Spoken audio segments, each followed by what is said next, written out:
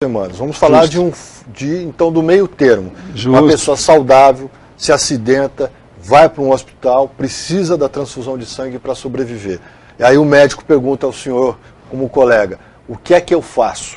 Eu diria o seguinte, que o objetivo do profissional deve ser respeitar o ordenamento jurídico. Agora vamos colocar uma situação de fato onde a pessoa é maior, capaz, ele é consciente dos riscos, você tem oportunidade de oferecer a ele a transfusão, você tem convicção de que aquela transfusão vai salvar a vida dele, ou ela é necessária para salvar a vida dele, e ele recusa, né? Eu entendo que dentro do ordenamento jurídico brasileiro, né, a gente pode tratar, o tratamento compulsório não é constrangimento ilegal na iminência da morte.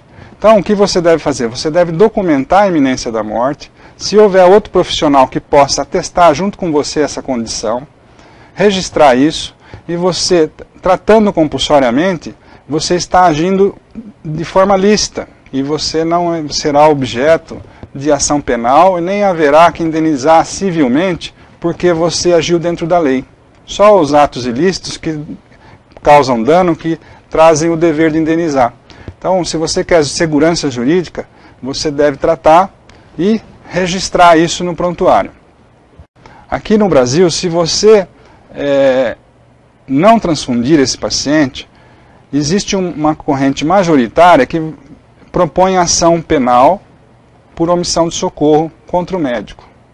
No Brasil, o Conselho Federal de Medicina, ele anda na mesma linha que o senhor propõe? A Constituição Sim. anda na mesma linha que o senhor propõe? Sim. Primeiro, existe o que eu chamei de ordenamento jurídico, né? No ordenamento jurídico, a lei maior é a nossa Constituição. E a Constituição, ela tem entre seus maiores valores a inviolabilidade da vida, a dignidade da pessoa humana, né? E um valor, ele não se sobrepõe naturalmente sobre o outro. Há situações onde no conflito deve prevalecer um, há situações onde no conflito de valores deve prevalecer outro.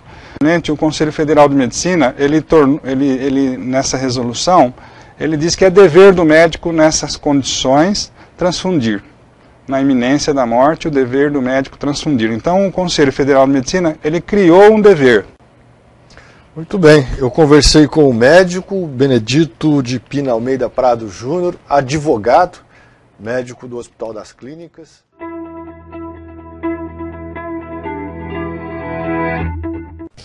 Nós, testemunhas de Jeová, nós entendemos biblicamente de que não podemos usar o sangue nem para tratamento, nem como alimento.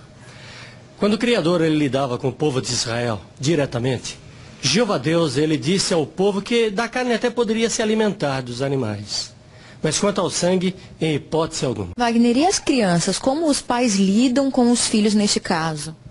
Pergunta interessante. E as crianças? Porque nós adultos determinamos aquilo que queremos, não é? Mas eu gostaria de dizer assim, fazer apenas um paralelo, um exemplo. Digamos que o professor dissesse a uma criancinha, lá na escola, o amanhã vamos ter prova, uma sabatina. Quem faltar vai ficar com 0. Aí eu, como pai, chega de manhã, vou pegar meu filho está com 40 graus de febre.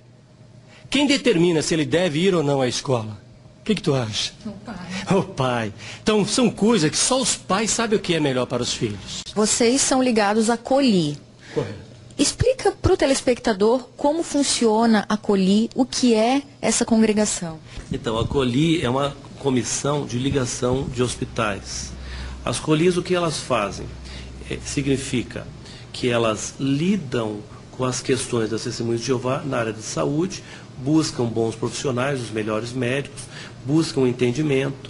Então, numa linguagem assim popular, elas fazem o meio de campo entre os médicos, entre os juristas, entre juízes, advogados, pessoal da enfermagem, e mostra, esclarece a comunidade médica, esclarece a sociedade por que as testemunhas de Jeová têm esse entendimento.